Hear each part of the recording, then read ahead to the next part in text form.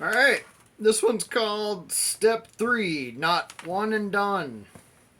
None of the steps are one and done, but there are a few we do daily. 3 is one of them.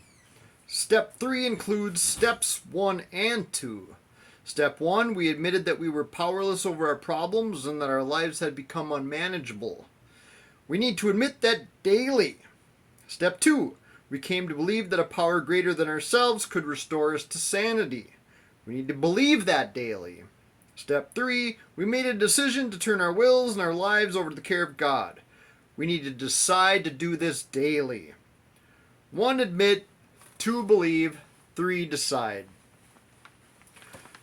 So down in the comments, answer this. Are there any stories in the Bible that illustrate how admitting powerlessness over a problem, believing that God could restore them, and deciding to turn over everything to God benefited them?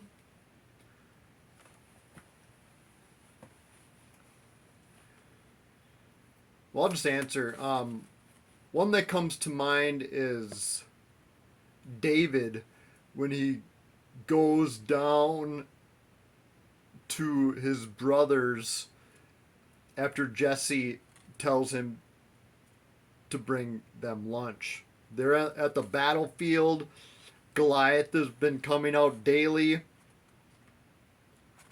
And David sees Goliath and asks everybody, how come we're letting him stand in our way of victory when God's got this? In that, David recognized that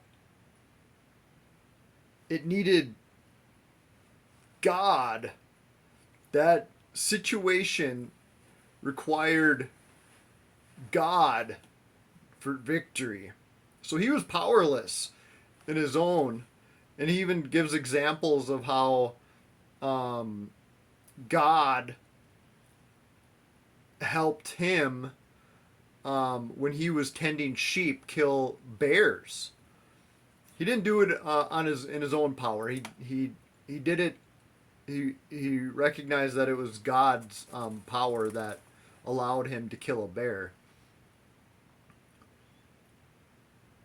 So yeah, when I try to control and manage things that are outside of my control, I'm trying to do the exact opposite of what the Serenity Prayer is saying. Does anybody know what the Serenity Prayer is? Can you just recite it right off the top of your head? Um, Here it is. God grant me the serenity to accept the things I cannot change, the courage to change the things I can, and the wisdom to know the difference. Living one day at a time, enjoying one moment at a time, accepting hardship as a pathway to peace.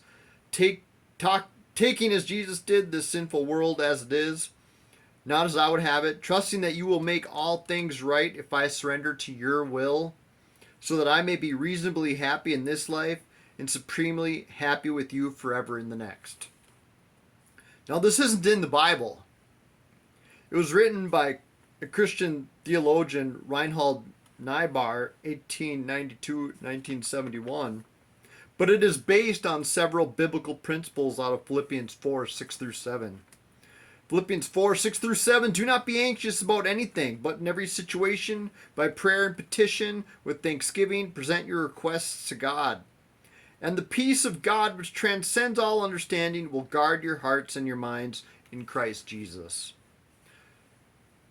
One of the many step 1-3 cliches are, I can't, he can, I think I'll let him. How does God restore us to sanity when we do the steps? What's the mechanism? How does that work exactly? Again, comment below. Comment how you think that the steps, the 12 steps, how that works. All I know, for me, It's about surrender. It's about trust. It's about dependency. It's about humbling myself and taking responsibility. In the past, I was always a victim, blaming everyone for my actions. I was subject to no one except when I was caught by law enforcement, which had legal consequences, or loss of friendships and relationships with loved ones because of poor choices and bad behavior, causing everyone involved pain and hurt. Filled with pride, selfishness, self-centered, the steps unravel all of that. And steps 1 through 3 are the foundation. Another good way to think about steps 1 through 3 is that they are doors. You have to go through these steps to get to the others. What does it mean to work out your salvation with fear and trembling? Answer that in the comments. What does it mean to work out your salvation with fear and trembling? The steps, being built on biblical principles, to me, are a template of sorts or a guide to sanctification. It's a manual to help you work out your salvation. Sure, you're saved, but there's kingdom stuff to be done. And not done to earn anything. Instead, it pours out from overflow in your changing heart. And the steps change your heart so you can work from the overflow of God's love welling inside of you. That is what step 12 is. Having had a spiritual awakening as a result of these steps, we tried to carry this message to others and to practice these principles in all our affairs. Work out your salvation with fear and trembling comes from Philippians 2:12. Philippians 2:13 says, "For it is God who works in you to will and to act in order to fulfill his good purpose." What does Philippians 2:13 mean when it says, "For it is God who works in you to will and to act in order to fulfill his good purpose"? Again, in the comments, answer that question. What it means when Philippians 2:13 says, "For it is God who works in you to will and to act in order to fulfill his good purpose." Comment below. The steps work out our salvation. It helps us to become living sacrifices. Romans 12:1, "Therefore I urge you, brothers and sisters, in view of God's mercy, to offer your bodies as a living sacrifice, holy and pleasing to God. This is your true and proper worship." That's the talk. Comment below, guys.